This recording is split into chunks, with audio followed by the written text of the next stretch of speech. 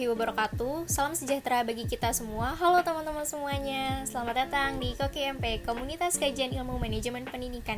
Pada kesempatan kali ini, saya Zahra Nurhaliza akan membahas mengenai analisis lingkungan pemasaran. Yuk kita sama-sama simak videonya. Lingkungan adalah kondisi di sekitar yang memiliki keunikan, perbedaan, karakteristik, potensi, ancaman, dan juga manfaat yang berbeda-beda, di mana kondisi tersebut akan melahirkan timbal balik yang sesuai dengan apa yang terjadi.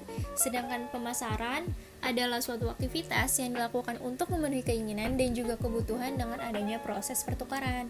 Nah, faktor yang terpenting ini dalam konsep ilmu pemasaran yaitu ada permintaan, keinginan, produk, kebutuhan, transaksi, pertukaran, dan juga pasar.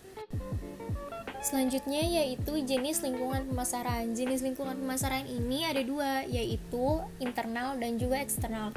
Lingkungan internal yaitu faktor yang mempengaruhi perusahaan dari dalam dan biasanya bisa dikendalikan seperti pemilik, pekerja, mesin, dan lain sebagainya. Jadi lingkungan internal itu mencakup semua kekuatan dan juga faktor di dalam organisasi yang mempengaruhi operasi pemasarannya.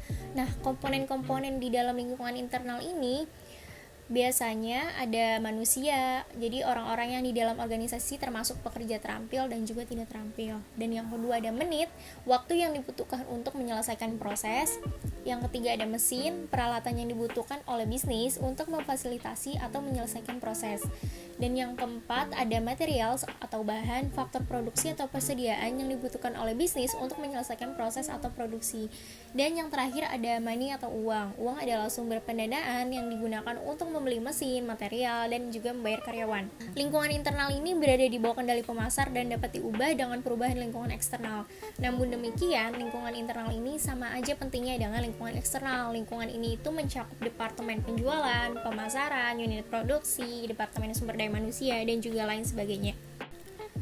Selanjutnya yaitu yang kedua ada lingkungan eksternal. Lingkungan eksternal ini berasal dari luar dan tidak dapat dikendalikan secara langsung oleh perusahaan dan mau tidak mau memaksa perusahaan untuk bersikap adaptif. Nah, bersikap adaptif itu yang seperti apa?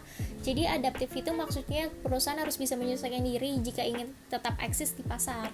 Jadi sebenarnya perusahaan yang terjadi di luar itu dapat menjadi peluang baik, namun jika tidak disikapi dengan tepat maka akan berdampak sebaliknya. Selanjutnya yaitu ada 3 aspek fungsi pemasaran dan non-pemasaran dalam pemahaman lingkungan internal. Yang pertama ada aspek sumber daya organisasi yang di dalamnya itu mencakup kekayaan, kemampuan, dan juga posisi pasar. Yang kedua ada aspek manusia, yaitu kondisi kekuatan perusahaan namun juga bisa menjadi ancaman perusahaan jika tidak mampu dikelola dengan baik. Dan yang terakhir ada aspek alat-alat manajemen dan juga teknologi yang di dalamnya itu mencakup sistem organisasi, informasi, dan berbagai teknik operasional. Sistem teknologi ini mampu memberikan kekuatan yang kuat untuk perusahaan namun juga harus mengeluarkan biaya investasi yang tidak sedikit. Selanjutnya ada lingkungan pasar eksternal. Lingkungan pasar eksternal ini dibagi menjadi dua, yaitu lingkungan pemasaran mikro dan juga lingkungan pemasaran makro. Lingkungan mikro ini adalah lingkungan di luar perusahaan yang hubungannya itu sangat dekat dengan perusahaan itu sendiri. Jadi semua lingkungan eksternal mikro itu harus kita perhatikan jika kita ingin memasarkan produk, karena mereka semua itu adalah orang-orang ataupun lembaga yang mendukung suatu perusahaan. Jadi tanpa mereka, perusahaan itu tidak akan dapat menghasilkan produk apalagi memasarkan suatu produk. Nah, yang kedua itu ada lingkungan pemasaran makro. Lingkungan makro ini adalah lingkungan di luar perusahaan yang sudah mencakup ke dunia global. Jadi lingkungan eksternal makro ini itu cakupannya itu sangat luas seperti ekonomi, politik, budaya, dan juga sosial.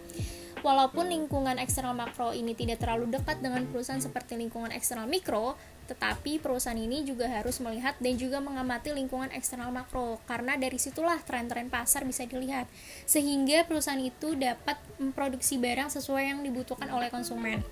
Contohnya, jika di suatu kota itu masyarakatnya mempunyai budaya yaitu suka dengan makanan-makanan yang pedas, maka otomatis restoran yang berada di kota tersebut harus menjual makanan-makanan yang pedas agar banyak yang membeli makanan dari restoran tersebut. Ini adalah daftar pustaka dari materi-materi yang telah dipaparkan. Sekian dari saya, see you on the next video. Bye!